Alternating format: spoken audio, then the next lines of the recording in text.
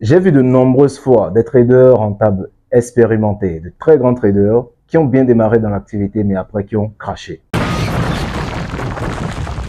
C'est bien parce qu'ils commettent énormément d'erreurs en tant que trader rentable. Parce que les erreurs, ce n'est pas que les traders débutants qui les commettent. Il y a des erreurs pour les débutants, mais aussi il y a des erreurs pour les traders expérimentés. Et donc dans cette vidéo, nous allons parler de 3 erreurs courantes qui retiennent les traders rentables. Une fois que vous devenez un trader expérimenté, ce à quoi vous devez veiller pour continuer à maintenir votre rentabilité. Parce que le plus difficile dans le trading, ce n'est pas de devenir rentable. On peut être rentable sur une semaine, on peut être rentable sur un mois, on peut être rentable sur une année. Mais le plus difficile, c'est de maintenir cette rentabilité à long terme et dans la durée. Et donc, quelles sont les 3 erreurs sur lesquelles vous devez veiller en tant que trader pour maintenir votre rentabilité à long terme? Ne laissez plus les marchés et les vendeurs de rêves vous faire perdre de l'argent inutilement. Pour réussir en trading, vous avez besoin de 4 éléments. Une bonne stratégie, une bonne gestion de risque, une bonne organisation et une bonne discipline mentale. Rejoignez notre académie dès aujourd'hui en allant sur le site www.boomcrashempire.com pour avoir tous les éléments dont vous aurez besoin pour booster votre business. La première erreur, c'est l'excès de confiance. La dernière fois, je discutais avec un commando de la Marine nationale, un sniper, bon, un agent des forces spéciales, si je peux dire ça comme ça. Alors, je lui demandais, en fait, est-ce qu'il n'a pas peur quand il part en mission, quand il va, par exemple, pour des missions, sachant que sa vie est en jeu, parce qu'on sait que les militaires font ça vaut vraiment. Chaque fois qu'ils avancent un pas, ok, ils avancent vers la mort, ok. Donc, mais je lui demandais si ce paramètre ne lui faisait pas peur lorsqu'on l'envoyait en mission. Il m'a répondu qu'au début, oui. Ça fait peur, ce qui fait que l'agent, il prend toutes ses précautions, okay? Il analyse très bien les choses et il est vigilant. Ce qui fait que sur le terrain, il est beaucoup moins exposé, okay, aux différents pièges. Mais une fois qu'on avance dans le métier, une fois on est habitué, on a un certain excès de confiance. Et cet excès de confiance fait qu'on peut rater certains détails qui font que lors d'une mission, les choses peuvent ne pas se passer comme prévu. Et donc, le plus grand piège pour un agent d'élite, c'est notamment l'excès de confiance. Parce qu'une fois qu'on a l'excès de confiance, tout ce qui arrive, c'est que on pense qu'on maîtrise toute la situation, on pense qu'on maîtrise tout. Et naturellement, on s'expose beaucoup plus au danger parce que on va rester beaucoup moins vigilant par rapport à l'ennemi. Donc, lorsqu'il m'a dit ça, j'ai fait l'analogie par rapport au trading et je me rends compte que c'est exactement la même chose. D'habitude, le débutant, il sait qu'il est dans un métier qui est risqué. Il doit prendre le temps d'apprendre. Et donc, naturellement, dans son approche, le débutant est beaucoup plus vigilant. Le débutant est beaucoup plus posé. Il essaye de faire les choses correctement. Mais une fois qu'on acquiert une certaine expérience dans le métier, une fois qu'on a réalisé ses premiers $2000, $3000, $5000, etc., on a un certain excès de confiance. Parce qu'on se dit que oui, après tout ce temps, on a fini par maîtriser le fonctionnement du marché. On a une stratégie qui fonctionne. Ok, on sait comment s'y prendre sur les marchés et puis on arrive à générer constamment de l'argent. Mais c'est bien à ce moment-là qu'on a envie de prendre beaucoup plus de risques. On a envie de tenter des choses qu'on n'avait pas essayé auparavant. On a envie de tuer la routine. Parce qu'effectivement, quand vous allez devenir rentable en trading, vous allez vous rendre compte que c'est une question de routine. Puis c'est purement ennuyeux, ok? Parce que tous les jours, on va se lever, on va avoir la même approche sur les marchés. Donc, même quand on gagne de l'argent, pour nous, c'est la routine. Mais parfois, on a envie de tuer un peu cette routine, de tester quelque chose de nouveau ou bien d'entrer dans quelque chose qu'on ne maîtrisait pas auparavant, de changer peut-être d'actif, de marché, etc. Mais en le faisant, on peut prendre énormément de risques. Et c'est en prenant énormément de risques que naturellement, on peut énormément perdre. Et donc, c'est l'excès de confiance qui fait souvent que, qu'on soit intermédiaire ou expérimenté, après une série de gains, on augmente le risque, on perd et on perd tout ce qu'on avait gagné précédemment. De la même manière, pour le trader expérimenté, il peut faire une série de gains et naturellement après, il a l'excès de confiance, il expose tout ce qu'il avait gagné, il prend plus de risques et naturellement, il perd. Donc, c'est la raison pour laquelle la première erreur que vous devez éviter en tant que trader expérimenté, c'est l'excès de confiance. Vous devez reconnaître que les marchés ont un aspect aléatoire et que même si vous avez 20 ans d'expérience dans le métier, même si vous générez 20 millions de dollars, je sais pas, à chaque décision que vous prenez, ça sera complètement indépendant de tout ce qui s'est passé précédemment.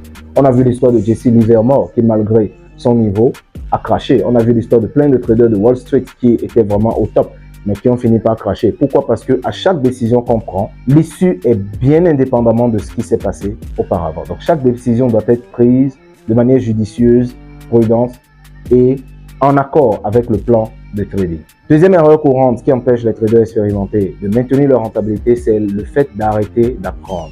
Oui, je le dis souvent, l'échec commence lorsque l'apprentissage s'arrête. Donc, quand on commence à gagner un peu d'argent sur les marchés, on pense qu'on a le monopole, surtout qu'on est indépendant et qu'on ne dépend de personne. Et on arrête d'apprendre, on arrête de lire, on arrête de participer à des conférences, on arrête de participer à des sections de formation, on arrête de contacter son mentor, etc. Moi, j'ai plein d'étudiants que j'ai formés. Dès qu'ils ont commencé à avoir le premier résultat, ils sont partis pour de bon. Sauf après, quand ils se plantent et ils reviennent dire que, ah oui, je commets telle erreur, etc. Donc, le fait d'arrêter d'apprendre, ça vous ouvre les portes de l'échec. Donc, vous devez être constamment dans l'apprentissage. C'est comme dans n'importe quel métier, ok? C'est comme dans la médecine, c'est comme dans l'ingénierie, l'architecture, etc. Plus vous allez continuer d'apprendre, plus vous allez entretenir ce que vous savez déjà. C'est ça le point. Parce que le cerveau, pour lui, rien n'est acquis. Tout ce que vous utilisez régulièrement, il le maintient, mais tout ce que vous n'entretenez pas régulièrement, il le met en arrière-plan. Et du coup, vous allez vous rendre compte que vous êtes sur les marchés, vous faites des choses que vous n'étiez pas censé faire, tout en étant conscient que vous n'êtes pas censé les faire.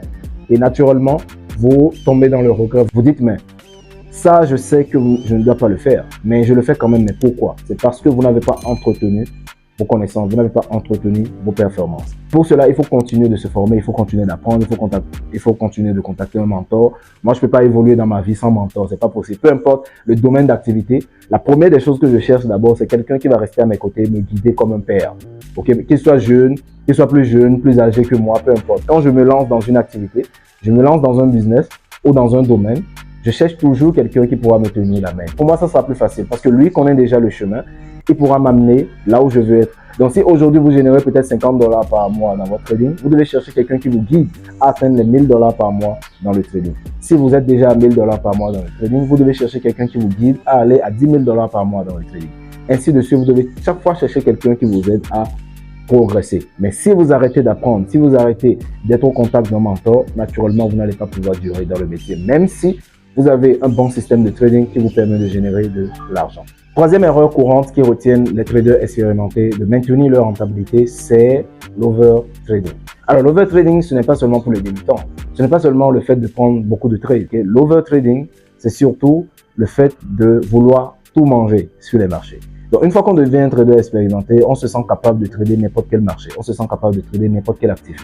Et là vient la dispersion. Et on commence à se disperser d'un actif à l'autre, d'un marché à l'autre, etc. On peut même avoir une watchlist de 20 actifs, okay, qu'on essaie de surveiller et tout, parce qu'on sait qu'on a une stratégie qui marche sur la plupart des actifs, etc. Donc, quand vous êtes dans cette approche, vous faites de l'overtrading, vous dispersez rapidement votre capital. Donc, tant bien même vous aurez une bonne stratégie, mais vous ne pourrez pas être rentable parce que vous essayez de tout manger sur le marché. Donc, c'est la raison pour laquelle il vaut mieux rester sélectif et spécialiste. Okay? Dans l'acquisition des bases du trading, vous allez être beaucoup plus généraliste dans la mesure où, en tant que débutant, vous devez explorer la plupart des marchés et voir ce qui fonctionne pour vous. Et une fois que vous avez découvert votre marché, une fois que vous avez découvert ce qui fonctionne pour vous, vous devez rester spécialiste. C'est ça qui vous permet de le trader sans aucune difficulté. Mais à chaque fois que vous allez changer d'actif, c'est comme si vous devez vous familiariser à nouveau avec l'actif que vous avez choisi et naturellement ne pas comprendre réellement son fonctionnement. Et donc, si vous êtes plus rentable sur l'or, restez sur l'or. Si vous êtes plus rentable sur les boom et crash, restez sur boom et crash. Si vous êtes plus rentable sur le forex, restez sur le forex. Si vous êtes plus rentable sur les indices boursiers, restez sur les indices boursiers. Mais néanmoins, mariez-vous avec votre actif et restez fidèle. Et donc, voilà les 3 erreurs qui empêchent les traders rentables de s'en sortir dans le métier. Laquelle commettez-vous souvent? Est-ce que vous êtes plus souvent dans l'excès de confiance? Est-ce que vous êtes plus souvent dans l'overtrading? Ou bien vous avez arrêté d'apprendre tout simplement de nouvelles choses dans votre activité de trading? Dites-moi ça en commentaire, ça me fera un plaisir de vous lire. Et on se donne rendez-vous lors de notre prochaine section de coaching, où j'enseigne personnellement aux participants comment fonctionnent les marchés, quels sont les systèmes de trading qu'il faut utiliser de manière efficace et de façon pratique, qu'est-ce qu'il faut faire réellement sur les marchés pour s'en sortir. Tout cela à travers des sessions pratiques, pragmatiques, rigoureuses et surtout très pédagogiques. Si vous souhaitez accélérer votre apprentissage de ce business, descendez juste dans la description de la vidéo pour retrouver tous les liens qui vous permettront de nous joindre. Et je travaillerai avec vous de l'apprentissage jusqu'à la rentabilité pour vous aider à booster votre business.